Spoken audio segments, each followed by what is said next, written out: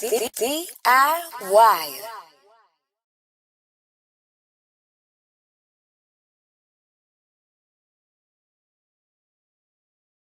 DIYers, welcome back. Oh man, when I When I tell you that I've been looking forward to this conversation, I do not say that because that is a common intro that you see amongst people that have platforms. But I'm here with Glasses Malone. First and foremost, how you doing, sir? Man, I am cooling, man. Just braving, man. What's the deal?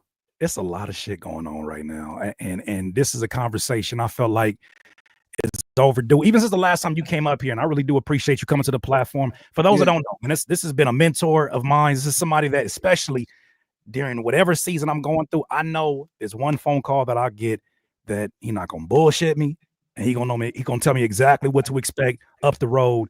And it's just been somebody who's been very selfless with his knowledge and his gems. And so I'm grateful that he's here because a lot of y'all know him as the artist. A lot of y'all know him for the work that he has done, but then some of y'all are getting to know him as the hip hop historian. And by the end of this, you'll understand why that title is that. Let me get the intro real quick. So today we're joined by one of the most respected and informed voices in hip hop, Glasses Malone. Whether it's breaking down rap battles, offering deep cultural analysis, or speaking truth to power, Glasses brings a rare value of honesty, history, and firsthand experience. Today we're going to talk about Kendrick, cultural moments, the role of OGs, the future of hip hop media, and what it means to build something real on the West Coast. Glasses, man. Zoomed out point of view before I get into these questions. You tend to be somebody that's like, people call me Kerstradamus. We can call you Glasstradamus because there's been a lot of things I've seen you predict in terms of the climate and where the coach is going. And I feel like so much of that has to do with your extensive knowledge of what's happened before. How are you viewing this era of hip hop? There's a lot of different titles people are putting on it right now.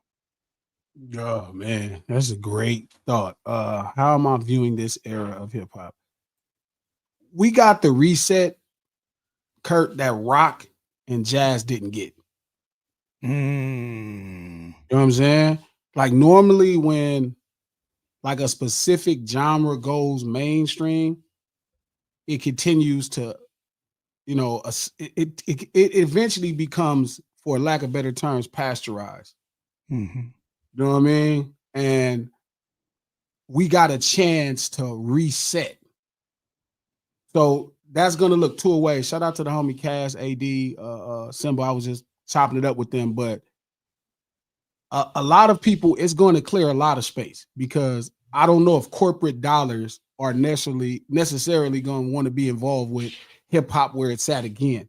It's going back into the 80s. You know what I'm saying? And it's probably going to create some really important and instrumental art. You feel me? But it ain't the place to be looking for corporate dollars. You know what I mean? This next phase we going into, you're going to have to really know how to articulate yourself and said culture if you want corporate America to back it. Outside of that, it's going to have to just truly be the love. It's going to have to truly just be a love for this thing that we've been doing for the last 20 years. And with that in mind, it kind of feels like that's where home should be at for hip hop, right? Where you're talking about separating a lot of the folks who might have made their introduction into the culture through, not going through the same, like not going down the same road that you went through, which I think is a very 1 percentile road. And you explained it on the platform last time, and that you were like, yo, how much do I really know about this culture of hip hop? And you said you went to the boroughs, you went and talked with different people. I think you mentioned Eric Sermon and different folks that you talked to that really gave you a whole picture of it. A lot of folks don't treat it like that way. You know what I mean? So seeing it go back home seems to be, has a lot of pros that come along with that. People made fun of me because I told them I really learned hip hop in 2019. I had probably made $2 or $3 million, before I even fell in love with hip hop. I didn't fall in love with hip hop till about 2015. You know what I mean? I already got record deals, made a bunch of money, had a couple hit records. You know what I mean? Like I did a lot already just because it was so corporatized. Opportunities were so, prevalent. I signed to Cash Money Records. You know what I mean? Like my first hit record is Toomp seeing me in a lowrider and walking up talking to me like, man, I want to work with you. You know what I mean? And me going to Atlanta, cutting a song, and Akon realizing, you know, I was in Atlanta and talked to some people and said, hey man, Glasses, you know, that's a real cat. That's a real street dude. And Akon jumping out his lime green Lamborghini at the studio and just laying his hook for this song Certified. You know what I mean? Wow, And that's how that happened. Well, he just happened. That's I didn't crazy. have no idea. I didn't know nothing about records. Right. Not a thing about records. You know, I just knew how to articulate the stuff that our street urban culture was experienced in a very poetic way. And I didn't really, I saw breaking as a little kid. Monty Pat took me to see it. I used to love Disorderlies. My mom bought me the Fat Boys album, LL album. I know T and Spade. You know, I knew who Ice-T was. I knew NWA. I'm from the same town. I grew up in the same town that they from. I saw all of this stuff. I've been buying the albums and music, but even when I started rapping, I never felt like I knew what hip hop was. You know what I mean? I didn't really feel like that because I bought some music. I always felt like there was more to it. And sure as shit, I was right. So I say in 2015, that's when I really started to understand. 15, 16, I was like, oh, this thing is special. You know what I mean? It's a really special culture. It's a way we live. And 2019, 20, I got it all together. And I knew at that point I was going to protect it. You know, I was going to be defensive of it. You know, my respect for what them brothers in New York really showed us how to do artistically and create it is through the roof. You know what I mean? Yeah. And I'm going to protect it, and I'm going to keep learning, you know, about it every day. You know what I mean? Ways to make it special. It's wild to hear you say that because, you know, I came around Blu Division probably 2010, 11, right? And you know, of course, that's when I met Pun. I met Ace Pun in there. That's when he's actually the reason why he got introduced to you. Yeah. Was because I sent off some beats before church and came back home and I had a placement on your project with Mac 10. Yeah. So, but coming into that environment, it's crazy to hear you say that because it felt like it was fostering an environment that prioritized a history of what came before you. It prioritized a certain structure even early on. That's the early days of DJ Head. Remember him? I mean, you know, at the time, maybe they were listening, maybe they weren't the artists that you had, but he was talking about BPMs back then. And it just felt like an environment where maybe the love y'all have for each other. I just interpreted that as a love for hip hop and the craft in general. But that's interesting. Well, so this is going to sound crazy, right? Because we naturally label hip hop the artistic expression of street urban culture. But it's really the culture itself, you know, how we treat each other. So Head, like I said, everybody knows the story, but Head was just like this kind of funny guy. Like Head is a very social person. I think Head comes across really heavy and dense right now, but Head is really a fun person. Like it's funny because, you know, thinking about him and Dot, like Dot comes across like he's Captain Serious, you know what I'm saying? Like Sergeant Serious. And Head comes across like he's, you know, Sergeant Serious, but they probably two of the biggest clowns in the world. You know what I mean? Fucking funny motherfuckers. And Head is like that. And just having Head around, he was always a geek. He always understood electronics. Like if I got my sidekick, he knew how to do more shit with the sidekick than me. Head could dance. Like Head don't look like the Head could dance. Head used to have unless you involve AI, I can't even envision Head dancing. Dances. Head used to be in all the parties. He would joke on everybody. Right. Like he's a fool. Like Head is funny, you know what I mean? And he was just a blast to be around. Just a blast, just a great fun time guy to be around. And I wanted him around me all the time, and he was such a geek. You feel me? I knew he could pick up DJing because, you know, he was decent at math and he was a geek. And, you know, at that time, everything was moving to Serato. So I was like, man, you should learn how to DJ. That way I could take you with me on all the shows. You feel me? And, you know, you could DJ and we'll be getting game from everybody because I realized out of the dudes I was running with, he was more like me. He was a sponge. He was trying to soak up the game. Yeah. So by the time we got to DM Square with Tommy and, you know, we built that studio, it was a college, but it was a college in just records. Okay. I mean, it was all records. It wasn't like hip hop is more than records, even though records are an instrumental thing and it was more than records, but DM Square was a straight college for records. Right. Like we was getting into records. We was trying to make records. That Good was completely homemade, everything about it. And we were all focused on how to do everything by ourselves. You know what I mean? We was going to learn how to make records. But along the path of those 2, 3, 4 years of making records, right, you start to realize hip hop does something specifically special with records. When records pivoted me to hip hop, you know what I mean? The history, that is when I fell in love. When I realized like the relationship Spades had with the culture, some other street guys like me. When I realized Herc, you know, Bam and them are just other street guys that grew up like me, trying to make a way and figure it out just like me and my friends. It endeared me to that in another way, you know. And then that's where I went to New York. And then so it was more of a thing where I went to Boston. I'm in Roxbury. I'm in the hood. I'm in New York, every borough. I'm in Jersey, East Orange, Newark. Shout out to the homies. I'm out in Philly. I'm every town that hip hop made records from and where hip hop had a start at.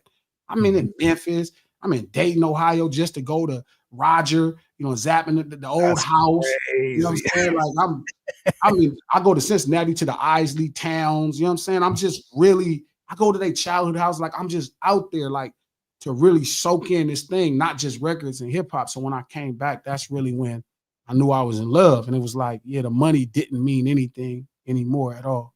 Yeah, you know, it's fun coming into this conversation. I was very careful about these questions because I've been in enough of your spaces, your Twitter spaces, where you like, hold on, before we get into this conversation, I need you to properly define what it is that you're getting ready to argue. That's a very important thing. So as I say the words hip hop, I thought about before I even put those in the questions. To begin with, how do you define hip hop? Like, what is that all encompassing for you? Street urban culture personified through those specific arts or elements. You know what I mean? So it's the way we live artistically expressed. Yeah. I love it. All right. Well, Selling dope is not hip hop, but when you articulate the experience through that measure, that art measure that we call songs or records, that is what makes it hip hop. When you start to dance a certain way that's inspired, like being a Crip is not hip hop, but Crip walking can be hip hop. You know what I'm saying? So it's the artistic expression of the way we live.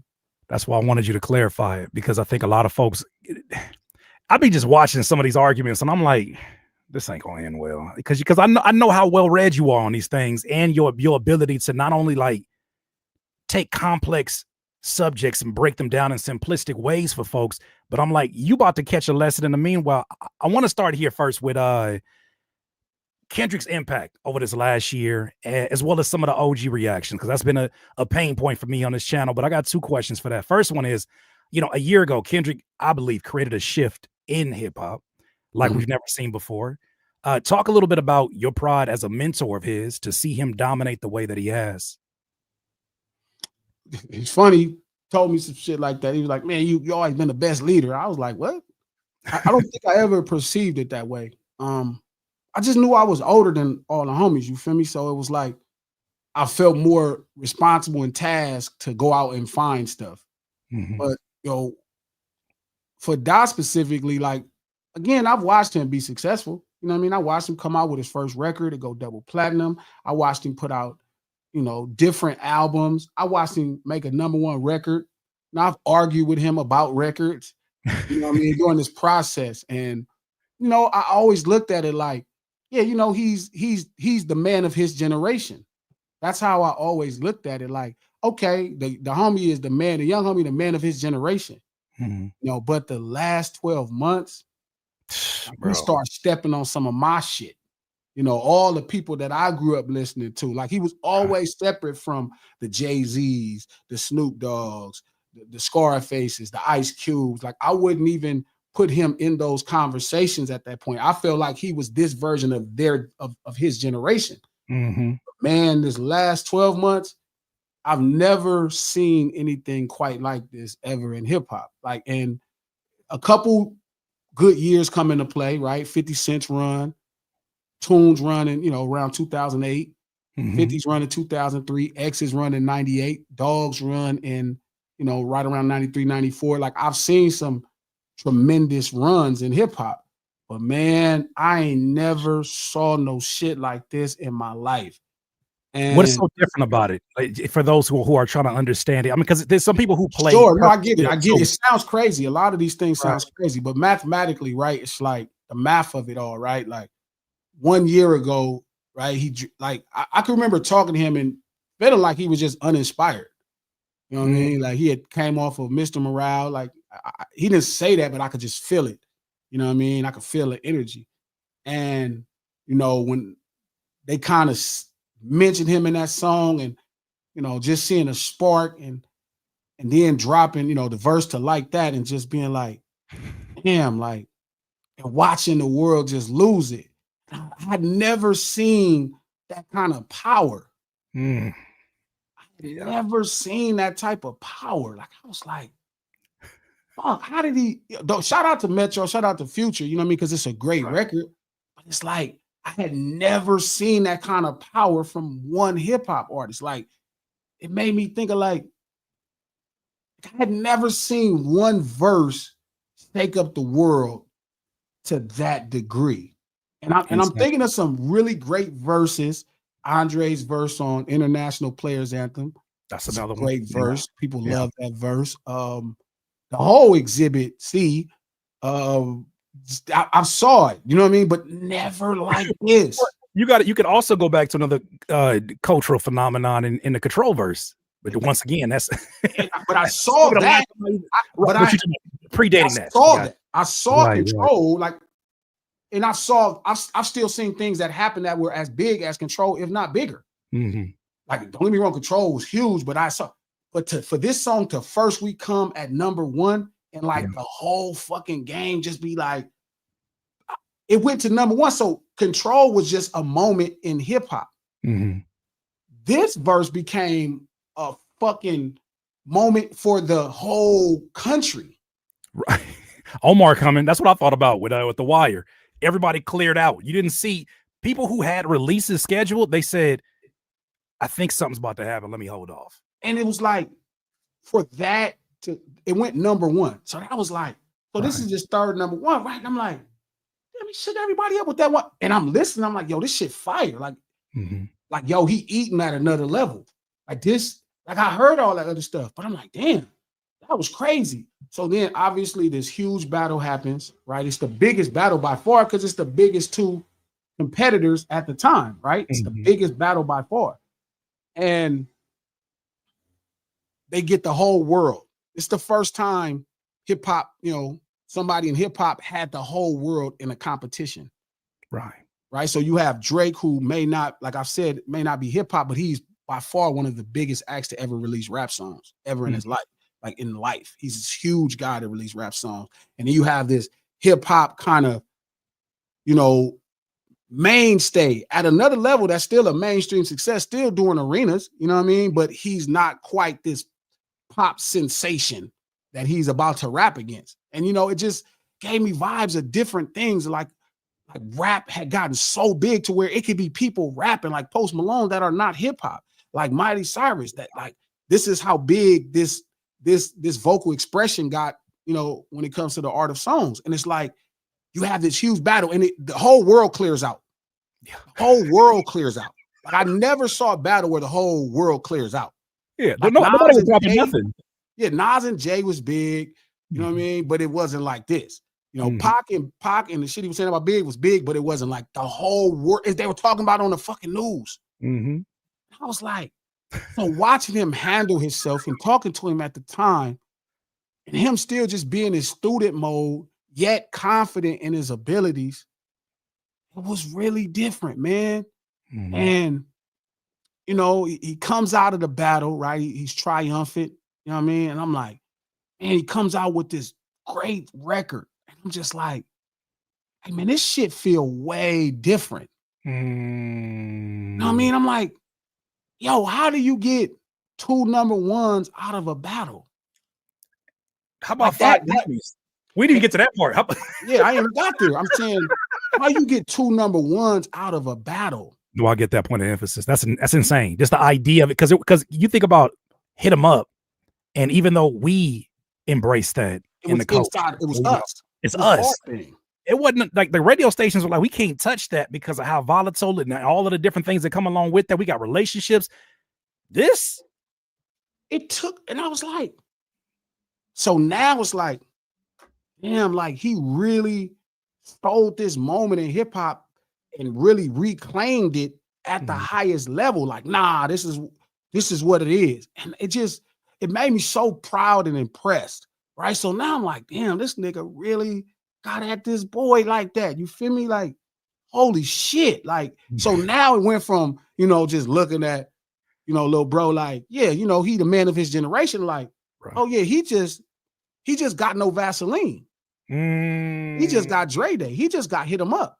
He just got Ether. He just got Takeover. Like, he trumped these records. Yeah. Like, what is happening? Like, so now he went from being just the man to me of his generation to the man. Yeah. So it's different when I'm arguing with some young dude that Kendrick music raised. I respect it. I'm like, man, hey, I get it. You know what I mean? That's all you saw.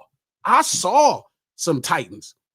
Yeah. I saw it firsthand. Yeah, I saw Murder Was the Case. I saw, I saw some shit, in this thing that we call hip hop. I saw it. So now he's shifting into spaces with the guys that I grew up listening to. Like, oh, wait a minute, this is on No Vaseline. This is past No Vaseline. That took a lot for me to say. And then he drops this album. So obviously it's a lot to do with the opposition's moves, right? Because now it's keeping the record current, right? I'm hearing it all the time. And I'm like, damn, this is really a great record. So, and that's something else that I started to notice how well he had got at writing records. Yeah, that's what I mean. So talking to him, sharing ideas, oh man, street urban culture, we popping it out, man, we working on this album, whole time he working on something just like that. And when he puts out the album, right, I'm like, the first day I heard it, I ran through it the first time, and I was like, oh, he on another level, like something happened. And I said it, and I remember just hitting him like, hey, cuz what the fuck is going on? Like, you know what I mean? Like, I was like, this your best album. And you compared it to Thriller, didn't you? But I'm gonna tell you how that happened, right? Right. Not instantly, but it was like, I hit him. I'm like, bro, this your best album, fool. Like, this is really fucking great. And it made me think like, and this is like Doggy Style or America's Most or All Eyes on Me. Like, bro, how did you? And I just was, I don't think I had ever been so impressed since I've been in the business. Yeah. Maybe the second, Drake's impressed me as a rap success. Lil Wayne had really impressed me in 2008. Game had impressed me in 2005 when I first was getting in the business. This was like different. This is different. Can I put a pin here for a second? Because you said something that was really important. And you got to understand, there's so many of us, and I'm one of those, and people probably would like scratch their head when they think about it. But I'm like, G was so instrumental, not because he provided a placement, when I submitted a beat in for, the project, but just being somebody that you give game even when you're not even actively thinking about giving game. Sure. Like the way that you explain things are like, okay, I can see that you're struggling with this, young Kurt. This is what I'm getting at. And then I'm gonna explain the origin of it. But you always done that. And I feel like that's why, I look at you from the lens of not just the OG, but like as an older brother in this, because of the way that you love on folks and the way that you don't hesitate with that. But that hasn't been a story of every OG. And I feel like the success of Kendrick, as you said, it might be a little bit uncomfortable for some people. So I got this question here. There's been a lot of OGs that unfortunately haven't shared the same sentiments, whether it's Wayne with the Super Bowl or Cam Mace and Gilly with the odd takes, Kanye recently spazzing out on Dot, or even, Snoop kind of momentarily playing the fence with the tailor-made freestyle. In your opinion, what's going on with that generation of hip-hop OGs, and why do you think it seems to be the things we've been seeing? I don't think it's possibly a concerted effort. You know what I mean? Possibly, but I don't think that's what it is. Kanye obviously is threatened. Kanye been in my top 5, bro. He's like, to be in my top 5, bro, he puts me through the most shit in the world, bro. Like, Lord. You know what I mean? And it's like, if God hasn't shown you enough at this point for you to be secure, something like is messed up. You know what I mean? Something irreplaceable. Facts. Like something is completely irreplaceable. You know what I mean? And that's the thing that bothered me the most. So I don't even take nothing he's saying real about Dot. Like, right? I just think, I genuinely think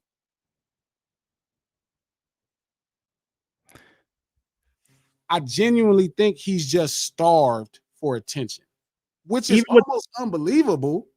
Well, even with that comment about, you know, I remember he said, watch next year, I'm gonna defend Diddy, I'm gonna win a bunch of Grammys, and I'm gonna do the Super Bowl. When I saw that, I saw the human for the first time, like I'd never seen it before. And whether that's a moment or not, I don't know, but I do want to hear, like, what's your kind of your interpretation? Still the same thing, an attention grab? The fact that he's this insecure, that God has, like, the grace he's received from God is right. Here's another thing I can't even imagine. You know what I mean? Like, but that also is probably why he's such a fantastic artist. But I don't take none he's saying serious. Like, my fear is when he starts mentioning black people in these rants. Don't do that. Don't be black now. You married that white woman. Nobody got nothing to say. Don't start talking about that white woman giving you shit now. Nigga, right. You knew she was white at first. When you was laying up. I think if you click that background noise, we won't even hear none of that stuff in the background. You good? Okay, yeah. They know we live in life. They know we at home. I know you being you respectable of the platform. We want to hear from you, whether it's so grass in the back or not. We good. So Ye is different. Dog is always dog. Dog just is everybody uncle. You know what I mean? But again, I think he just laughed at it. I genuinely think he just probably was high. I just don't think he really into it. You know what I mean? Right. Dog is at another level. Cam and Mace, they from the East Coast. You know what I mean? I can't say too much about Cam because Cam looked out for me before, so I don't quite know. Maybe they really think that. Wayne just didn't know. Well, see, it's not even just having a difference of opinion. Like, I'm not that to the point where I'm like, you know, what is it? It's a matter of, like, finding the little things and then making them the largest things. And I guess that kind of comes with the territory, I assume, of somebody that's at the top. That's what comes with the position that you're in.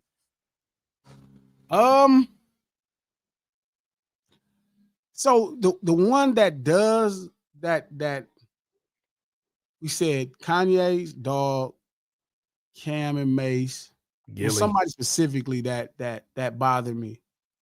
You named. I forgot who it was though, but so I got Lil Wayne. I got Wayne. Wayne just don't know, bro. Wayne just. I told everybody right when that tweet happened. I tweeted it. I said he didn't hear the song, and people got so mad. I was like, bro, I know him. Like, I've been around this guy. He don't know. What happens is a lot of people came to him saying somebody dissed him. That's all he heard. He didn't know. He had no idea. And everybody thought I was crazy. And I'm like, I'm telling you, bro, he don't be knowing who artists. I used to tell him about an artist and he would not know who the fuck I'm talking about. So that's not an act. We keep hearing that where he's like, I don't listen to nobody else. Bro. That's why he's so great. Again, some of these things that we're critical of makes people great. It's a level of, we like to call it delusion because we don't know what's going on with them. But Kanye's superpower is insecurity. Right. You know what I mean? That's his superpower. I know that sounds weird, but it's also the thing. He said, I use my arrogance as a steam to power my dreams. Like that comes from. He don't have enough arrogance. That's what I'm saying. I think that line gets created from a place of a large insecurity, and that I have to create this artificial energy for you to believe that I believe. First of all, So that to that point is what I'm getting at. Yeah. But in Toon's situation, Toon really only be worried about his own shit. So if a bunch of people come on and tell Toon a bunch of shit, it's just one of the few times he went to Twitter. He went to Twitter first, you know what I mean? And that's where he at. He wouldn't have went to Twitter in 2008 or 9, you feel me? He just wouldn't have did it. But now, you know, he's not doing the show every other day like he was, or a radio interview. So, you know, again, that could come out of you. You know what I mean? Even the greatest hip hop artists, and it came out, and that's why, like, and people was giving me shit. I'm like, I'm telling y'all, he didn't hear it. I know this motherfucker. He didn't hear it. Then sure as shit when he does the Skip interview, he like, I didn't. Just like you called it. Just like if you know who he is, it's not nothing. Like this is normal. Well, let me ask you this: what the hell is happening with when the week of the Super Bowl is coming up and the promos is going crazy, and out of nowhere he says, "I got an announcement that I got to make here real soon. I won't be at the Super Bowl, but I got an announcement I got to make." And he does a lotion commercial, and at the end of it, he's talking about the next Carter. He has every right to promote his music. It's his music and his platform, but the timing of it, that don't look kind of weird under the light. Like why is it about you in this moment? Somebody else. Yeah, somebody else is thinking. It's like the Who Shot You song, right? That Biggie did. That wasn't about Pac, but Puff marketing mind took advantage of that moment. So somebody else is thinking their marketing mind is telling him, and he's just being Lil Wayne, being a superstar. So I know that about him. I never even had to call him and ask him. I already knew what happened when that happened. Damn. But I mean, listen, the crown is heavy. And it's okay. Like he got to be okay. Like I told Dot, he got to be okay with everybody not loving him. I mean, just be the greatest. Like that's all you got to do. You know what I mean? Trust everything else outside of that. You can't I'm gonna make sure I tell him this again, but I'm gonna tell him this, but you cannot take God's journey for you, bro, because you worried about how people are gonna feel about it. Like I always felt for years, Dot used to suppress what he really could do to come across personable and for people to get it, right? Like for people, almost like I thought he was avoiding the greatest moments. I mean, Top would probably agree with this. He has been more than capable of doing this the whole time. But I felt like, and even when I talked to him about it on GNX, and he's like, man, I just had to grow up. Because I was really giving him a lot of props on how unapologetic he sounded on this album. Like I was like, bro, like you're so sure of yourself. Like he's like, I just had to grow up. I just had to grow up. Like I had to grow up. And that's like, yes, I can hear it. Isn't it interesting how that happens though? Like, when we think about lyricists of this era and we think about just talk about the art form specifically of how complex the layers have been to the Black of the Berry and all of these songs that are like these classic songs in his catalog. He says the more I matured, I guess the end product of that is a more simplistic approach to songwriting and just creating hits. I'm not saying simplistic as if it's not, it doesn't take a lot of skill to do that. I'm just saying, isn't it interesting how that works where the maturity comes in and it says, this is what I'm going to say. And there ain't no triple entendres to say this. Or that could be the triple entendre, but true. Right. True. But the greatest thing is as you do get older, life does become simple. Like my dad would tell me, like, man, I'm not messing with them kids if they give me a hard time. I'm simplified. Like as you get older and you become more comfortable, you start to realize what this experience that we call life is. You start to simplify it. You don't make it, you don't make it more complex. And I think he started to trust his own journey and trust who he is. That's crucial. So, like where Wayne is one person who pays attention to nothing, right? Which is why he's so fantastic. Dot is somebody who pays attention to everything. So if you said something raggedy, he know you said it. I mean, if you popping, he know who you are. Yeah. He's probably the greatest student that I ever met in my lifetime, you know what I mean, when it comes to this hip hop thing. But it's like, and I just was so impressed with how he sounded. You know what I mean? It wasn't like, and I realized at that point, like, oh yeah, he's probably as good as I've ever seen it done at this point. Man, you know I mean? He's no longer is he just theirs of a generation. Like, oh yeah, he is. He's that. Yeah. He's spectacular. You know what I mean? And I can't express how impressed I am. You know what I mean? The more I learn, it makes me even revere it differently. Like, wow. You know what I mean? Like 6 albums in, like this is 7 albums in, like this is what you doing. You know what I mean? At this point. I always wanted to ask you, especially, we're gonna only park here for a second because I definitely want to get to some more cultural conversation. No. But one thing, Kurt, before we go, like, if I talked about Dot for an hour or two, I am fine with that. I just want to. I'm here to talk to you, and I want to make sure that, you know what I'm saying? Like, I didn't bring you on here just to be like, let's talk about somebody else. You know what I mean? I don't care what nobody say. I'm critical of the things I don't like, right? Yeah. So I'm going to be overly critical. I'm going to be hella over the top when I know something is something. Like, so I don't give a fuck if I talk about Kendrick for 4 hours. That's my partner. I can be proud. Fuck all of y'all. Y'all can all kiss my ass. I am impressed. Fuck all y'all. You know what I mean? And I'm gonna shout it to the clouds because he deserves to hear me shout it. What a beautiful part about it is, bro, he deserves it. The beautiful part about it is, with you gonna start there, and we're gonna get to about 6 other topics surrounding that, which justify, like, insert whatever avatar you want. The fact that we having these conversations that are a lot more broad than just one man, to me, that's the most enjoyable part. Here's another one that kind of points in that direction. I always wanted to ask you specifically, because it was another song that was a moment, even though it wasn't like one of the hit songs of GNX, it was still a very cultural moment. In reference to Kendrick's declarative and even some would say prophetic song, Watch the Party Die, a lot of things happened after that song dropped, very shortly after. What party, if any, do you believe is dying?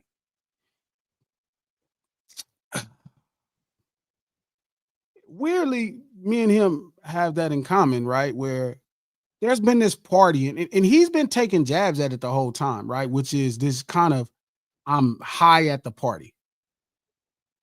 You know what I mean? The high party. Hey, I'm high as fuck at the party. I do anything. I don't care what I'm doing because I'm there. You know what I mean? And hip hop hit that space to where it is a little bit.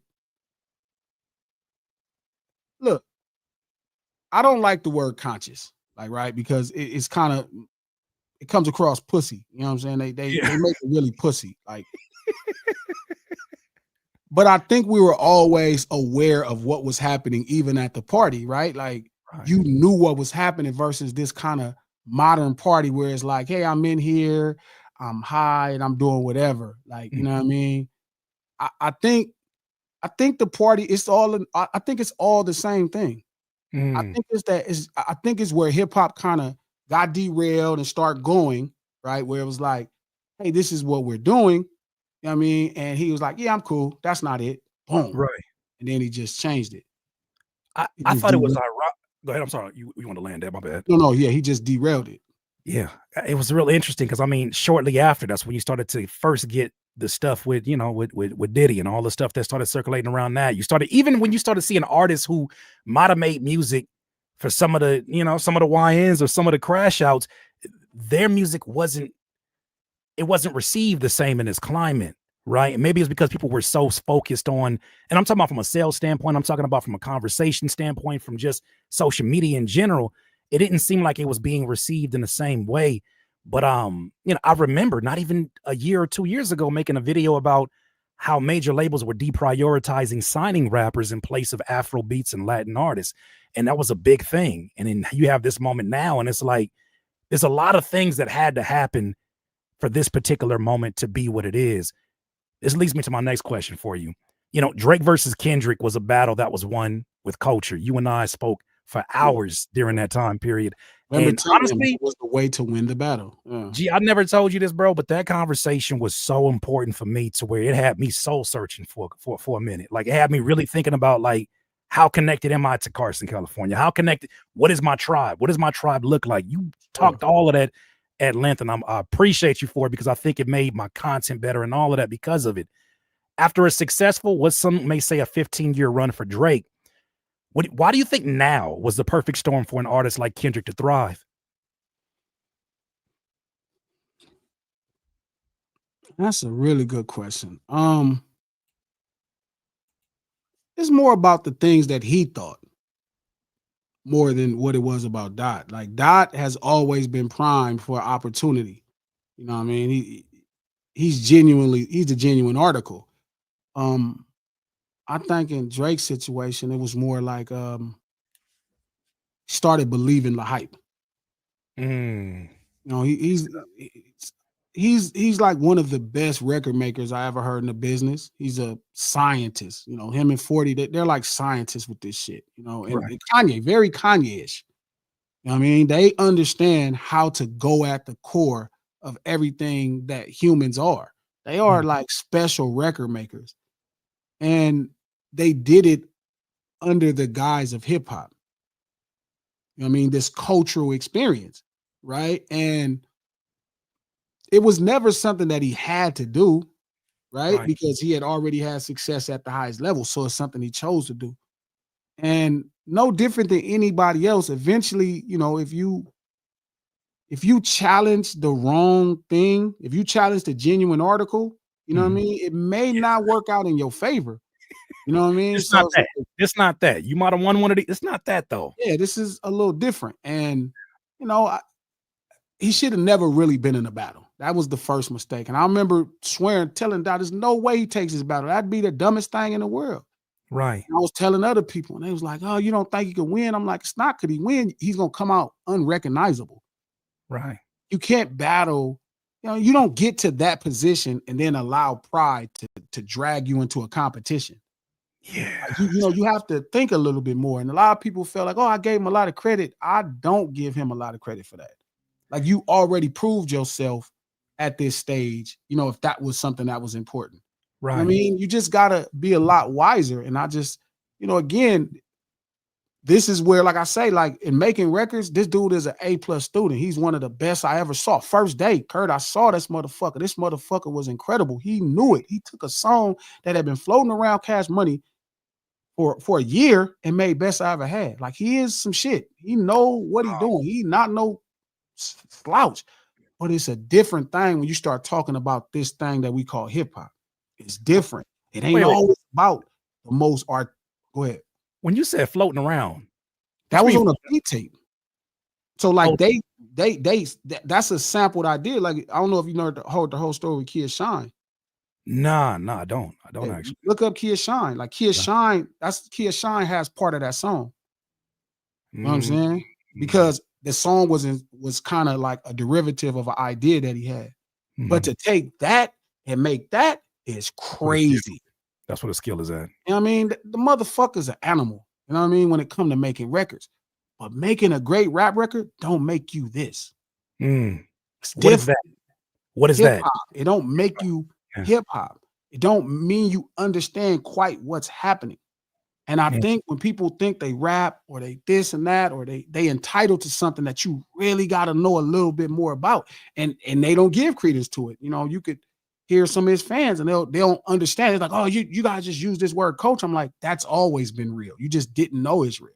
Right. Because you really thought it was just a song. I get it. Right. You know what I mean? Like, I was never arrogant enough to think it was just a song, but there's a lot of people who think it's just a song. They be like, "Oh, it's just hip hop song. It's a genre."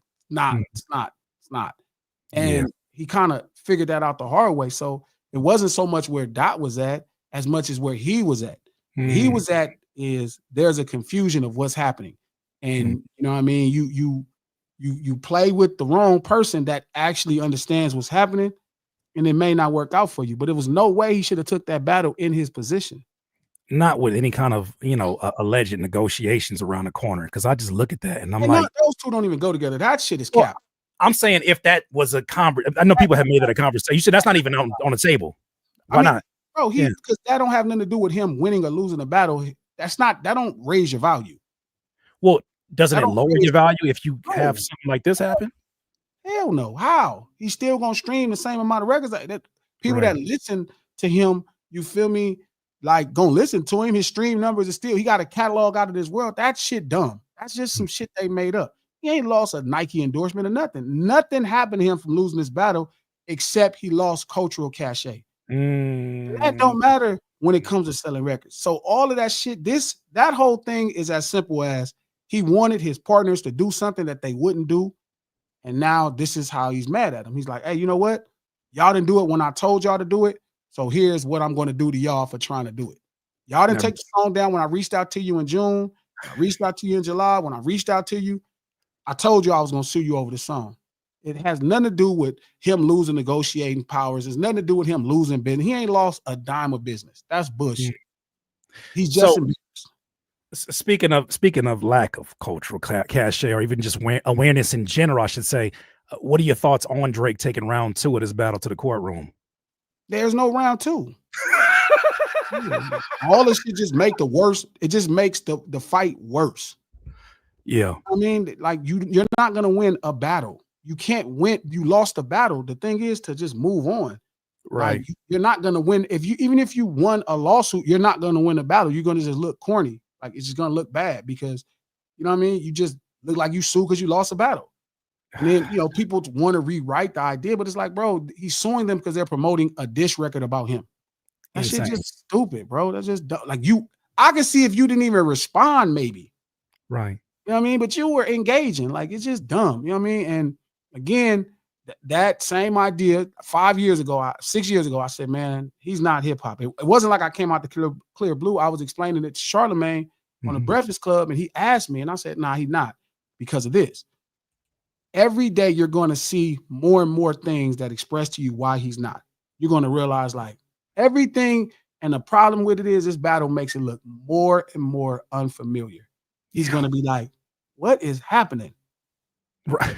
Well, that's why you can't put culture in the back seat. Nobody's bigger than the program. You can't put you can't have like at least have like even corporations, like they have folks that are on staff to be their public relations, people who are making them aware of things that maybe they're blocked out of because of their lifestyle or their choices. They always have somebody that's on the board that's like, that's not going to read the way that you think it is. And I think that's an unwise decision. And they bring it to the table. But it seems like these are environments that are not, providing that information. I do, unless you have something else to say about that, I do want to pivot into some more West Coast culture questions in general.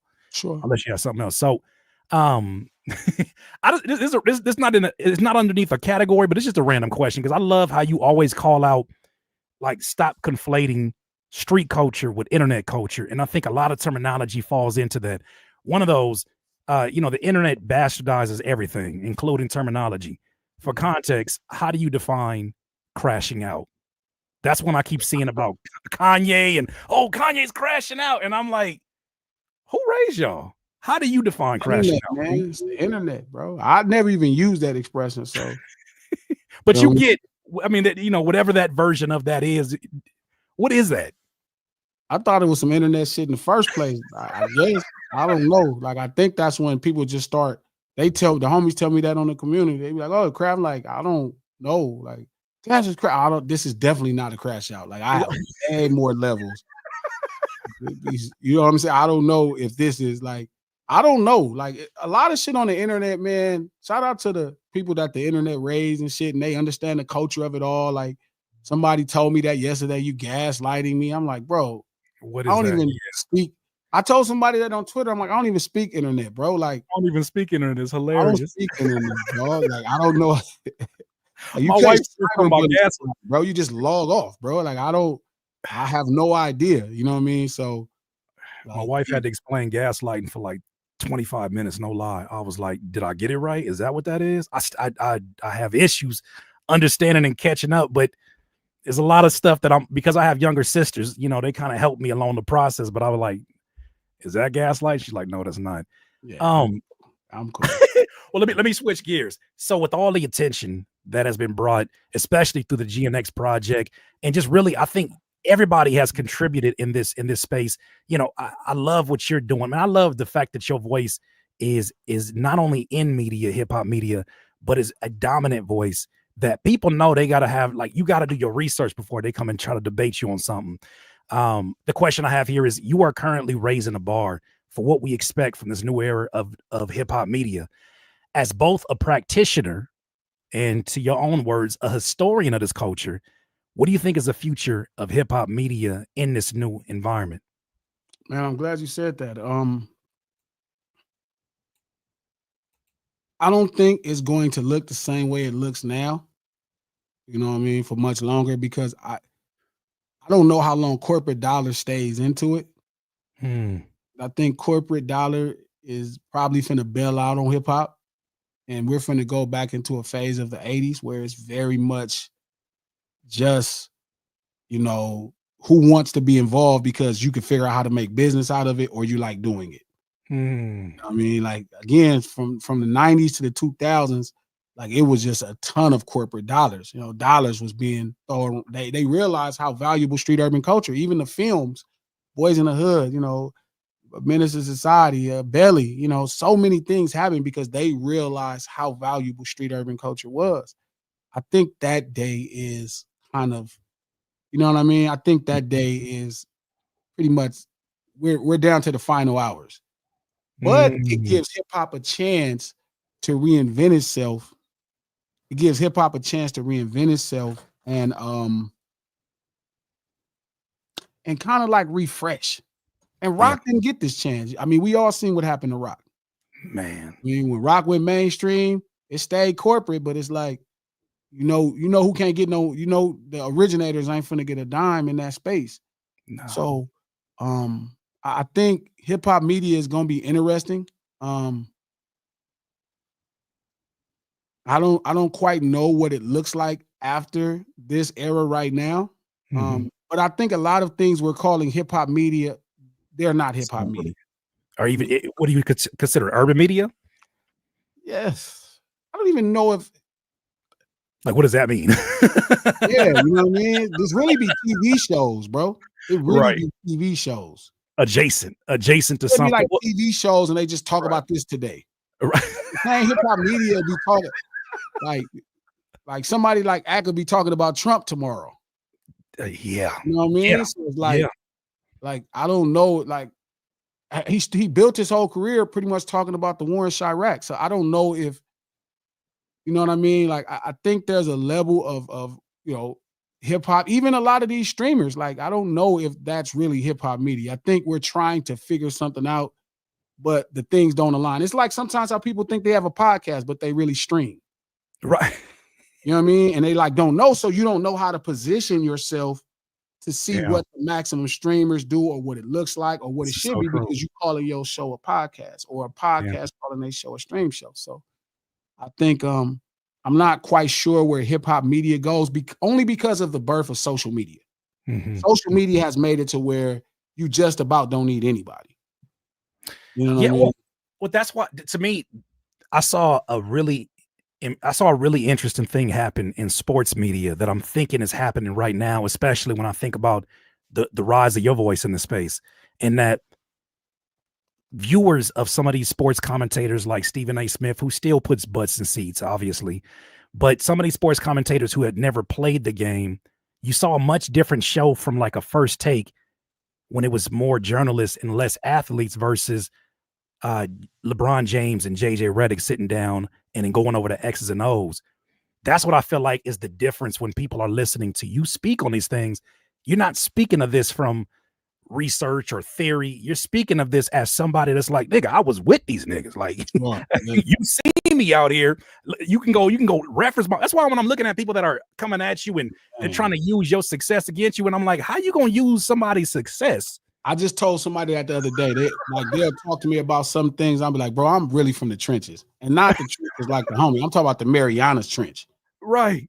So it's a different type of pressure that I deal with every day. It's not these people you talking about already started above water. Right. Like I'm from the deepest parts of the ocean, bro. Like the water boy for real. Like it's different. So me on this rowboat that you see me just moving myself on the ocean that you don't think much of. Yeah, I was just with the Megalodons, Playboy. It's different. Yeah, I wasn't supposed to be here. It don't take much to go. It's a lot of planes that been 40,000 feet up. It's a lot of planes that been, roughly, what's that about?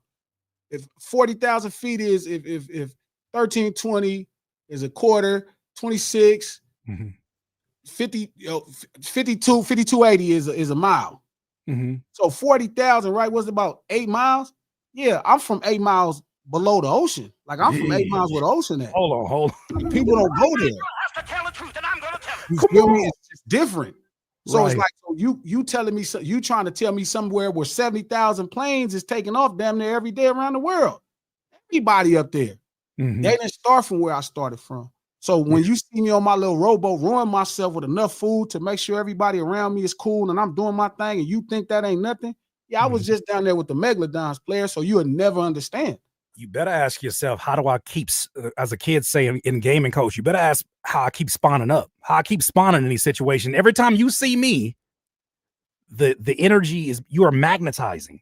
It isn't like, gee, this is the same thing I witnessed when you were the artist. Like, it for me, coming up as a producer, I was like, damn, the fact that G know my name make me feel like I'm really something on the West Coast. Sure. Because you know, you were one of those names here that were like, if I get to one of these, we gonna be all right.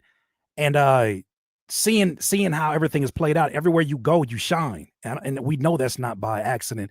That's by design.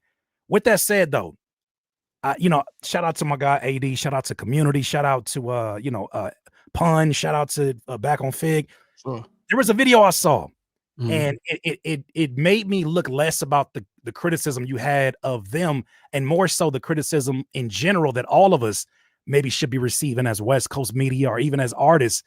This is my question for you with that in mind. Do you think that West Coast artists and West Coast media have done enough to take advantage of the increased eyes, you said the corporate dollars, the viewership in general currently on the West Coast?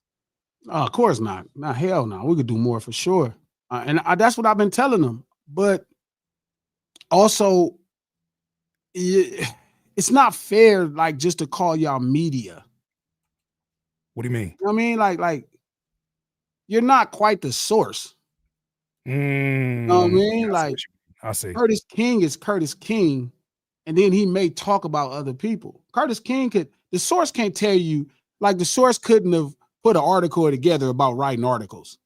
Right. You know what I'm saying? Does that make sense? That makes sense. The homies would be just talking about their life. Right. Nobody want to hear about the writer from the source life. Yeah, today I picked up my kids today. Imagine reading that in the source. You know what I'm saying? Before we get to these ads, I need to let y'all know what my last shopping list look like. It's like, nah, that's not what we like, you know what I mean? Like, so again, media is kind of an abused word because we haven't quite figured out what it should be. So would you say outlets instead, maybe? I mean, they're platforms, they're brand platforms, right? Where people are kind of, y'all guys are all, I told Pun and them, they're like I want them to do it 5 days a week. They should have The View for men. I mean, like, that's, you know what I mean? So it's when we say hip hop media, there's a responsibility that comes with that. Yeah. Most people don't want that responsibility. They want just to be themselves.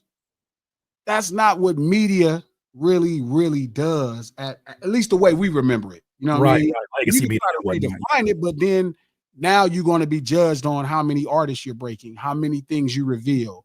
It's a million other, things that make that successful. Right. So it's like, I think right now, that's what made me so more vocal, like on my socials, right? I was like, oh, I needed to start branding myself. Like, now people are coming to me. Like, my Twitter is my timeline. That's like, I'm telling you, here is the information. It's my job to make it appealing. You know what I mean? Like, now Forbes offered me an article, and it's like, it was contingent on me sharing the article. Oh, wow. Right? So it's like, they want that platform. They want that. Right. I mean, like, that's kind of the thing. I do interviews, people like, well, you gonna post it with me? I'm like, nigga, you're the media. Why am I? That's why I never put that pressure on nobody. I'm like, it's there. You see it there. If you choose to do that, to me, it's the same issue I used to have as an artist with promoters. Yeah, I'm going to share it with my audience, but your position is literally show promoter. Yeah, I'm not a promoter. I'm not a promoter. I chose my profession. Rap. Yeah. So again, it's the same thing. So, like, I'm telling them, long as you announce yourself this way, then here's the expectations. Okay. Well, for somebody who is listening, I'm always listening. Maybe I'll ask this question offline again later to see if I get a different answer. What can West Coast hip hop platforms like this one do more of to support the coast? Whew. You'd have to make some things look a lot more interesting than they are to your audience. That's what the source did, right? The source made things interesting. You know what I mean? They made a big deal out of shit. You know what I mean? And it's hard because, remember, the source will come out once a month. Yeah. You know what I mean? So you had that for the whole month. Man, a lot of the platforms in West Coast in that space, shit, they putting out shit every couple days. You know what I'm saying? Every day. So it's like, how do you make a big deal out of something if it's so, you know what I mean, available all the time. Like it becomes less of a big deal. So, you know, you got to get creative. Ice Cube said this in the interview, and I thought it was one of the dopest things I heard. It's really important. But he was saying that hip hop will be fine. It's just now you have to be way more creative than you ever were before. It's a good problem. It's a good one to have. Yeah. But that's why I feel like individuals like yourself are at a gross advantage. You got a crazy advantage because this has literally been. I'm still a full-time rapper. Okay. All right. Okay. I'm not saying that you're not. I'm just saying. I'm only saying this because I haven't even considered possibly. Like even right now, I'm good at it, though, G. I'm telling you, like this is something fun, but I'm like, I haven't even conceded, even thinking of being done with hip hop. Like I'm making records every day, preparing my run. So I haven't. How you think I feel, G? G, no, you understand? We talking the same language with that one because I'm like people will test you thinking like, oh, you doing this because the other thing ain't. I'm like, what you mean? I just worked on something the other night. Oh no, but like I'm not even conceding any like. I haven't even thought about possibly media, right? Like, you know what I mean, or a platform. Like, it's still rap songs. You know what I mean, all the time. Like, I'm about to put out 40 rap songs this year, so it's like, I'm not. Yeah, I ain't done. You know what I mean? When I'm done with it, then I could like I've thought about some stuff, but man, somebody else had to think about it because it's like we in a different space, man. Like it's hard for me to tell. Like I wouldn't even know what to tell you to do it. Like you'd have to make a big deal out of something. And it's like, but then guess what? Tomorrow is Wednesday. Yeah. You know what I'm saying? So then tomorrow you got to do something else. And it's like, yeah. Somebody but everybody man, and then be like, man, Glasses, you need to just get into this media. I'm like, yeah, after same thing point. I'm like, man, you be the biggest person. I don't care. I'm not trying to be successful at all costs. I get it, G. I want to finish this. I get it, G. And whatever I can do, whatever research. I mean, folks don't even understand how much of like me and G got to know each other real well during the process of me producing for a project that hasn't been released called White Lightning 2. Yeah. And so like if anybody want to see you drop music, it's me. But and I realized how much work it has to be though. Yeah. I realized I had to learn 1,000 things because stuff we talk about all the time is not as simple as you put out music and everybody hear it. But I love it. Like my love is at the greatest high. Like I'm at my creative apex right now. Right. So it's like, I haven't even conceded possibly shit. I could probably go to New York and be on mainstream radio at this point. Like I got all kind of opportunities, but nah, this hip hop, I'm not done with this shit. I'm not. Yeah, I got something to prove. And until you feel like you don't have nothing to prove, you shouldn't do nothing else. And it don't help that you like I'm hearing some of these records because you'll text me some of these records and I'm like, dog, you sound as hungry, as fresh as the first day I met you. But now there's the cheat code of maturity. There's a cheat code of patience with your craft that we're hearing and what you're doing. Last question I got about platforms in general. Sure. You know, this is to me something that even though I'm not a street dude, I've been around a lot of them growing up. I've been around a lot of them in terms of like just making music in general. And there's a lot of codes that I picked up that I just didn't understand when I got to the internet, how they changed. You know, we're living in an unprecedented age of content where internal gang and street politics are being discussed daily in the name of content. Now, in light of the recent RICOs, do you think that was a mistake? So I'm going to say something before I get up out of here that I haven't said on any other platform. The reality is all of those people that's really been speaking on it, they're not necessarily particularly from this life. Like a lot of them are immigrants into culture. Like, right. It's like, they don't quite understand the ramifications. You would think it would be simple to know, but it's not. And a lot of representation you seeing are people who didn't culturally grow up this way. You know what I mean? So a lot of things you're witnessing is immigrant behavior. Forgive me for a lack of better terms. So all the people going through stuff with, you know, with ICE and all that politics. That's not what I'm talking about. I'm talking about people who didn't grow up in said communities, but want to be a part of said community. And now they're presenting themselves like they're a part of said community, but they don't quite understand how that happens. Does that make sense? Like, purposes, yeah. Like part of this culture, when we say street urban culture, is not something you can learn in a song, right? It's like you can't learn it from reading about it. It's a little bit more. You kind of have to really submerge yourself into it in another place. And so what you witness, like let's say somebody, you know what I mean, like Loose Cannon is somebody who was trying to promote a television show, right? A reality TV show based off of being this guy out of street urban culture. And because he didn't necessarily have to submerge himself in that life, this is somebody who's really a good hustler, knew how to do a million things outside of that particular community. He didn't realize how fast these things could come up and bite you in the ass. And that's a lot of people.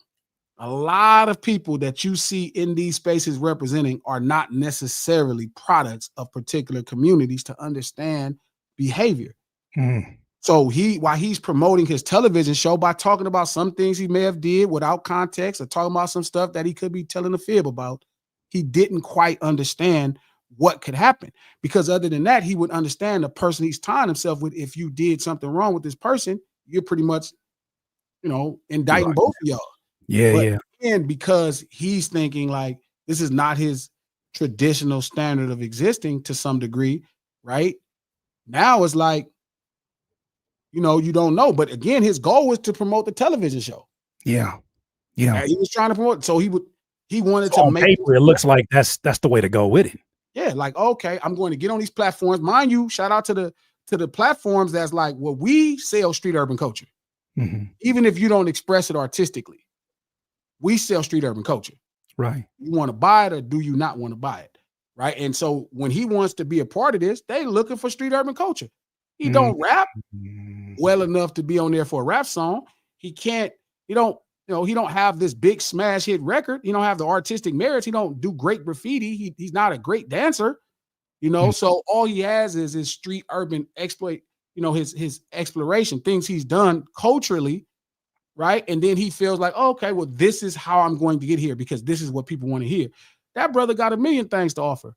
Yeah. But for some reason, you go to these particular platforms that sell street urban culture. So again, you going on there to promote your TV show. Most people don't even know you got a fucking TV show. Yeah. That's all the other stuff that you get wrapped in. So, man, yeah. It's different, you know what I mean? So, again, I think the streets are really still smart enough to know to not tell on your exploits. You know what I mean? We know, but then you have people also who's trying to use it to promote something else.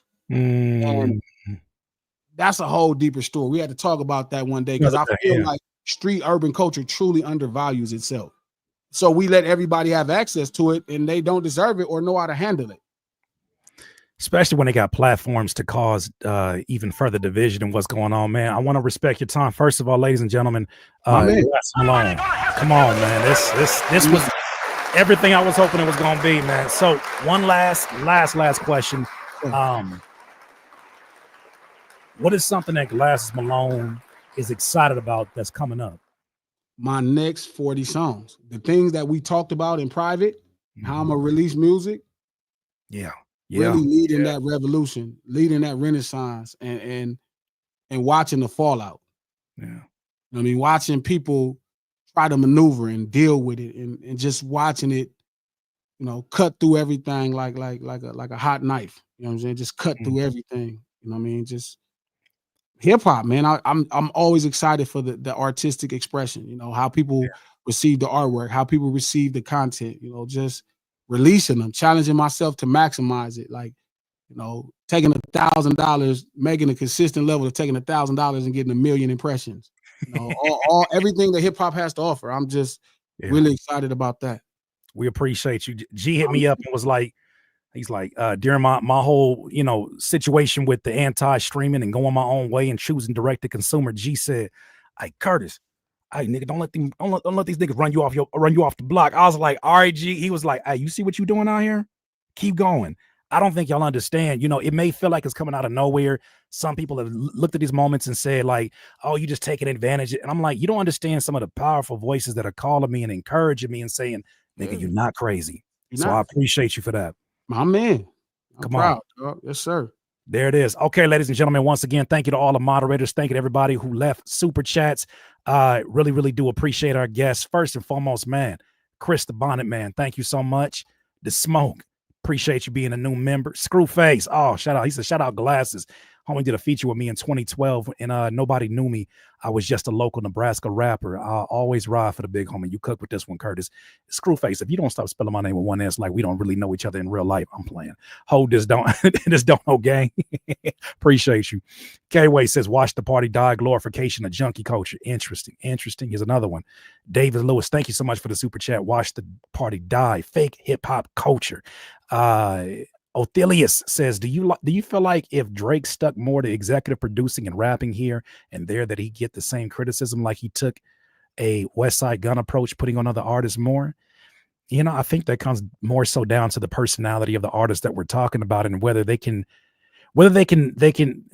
their egos are calm enough to survive without being the center of attention. And based upon the activities over the last year, I'd highly doubt it. Honestly, I'd highly doubt it.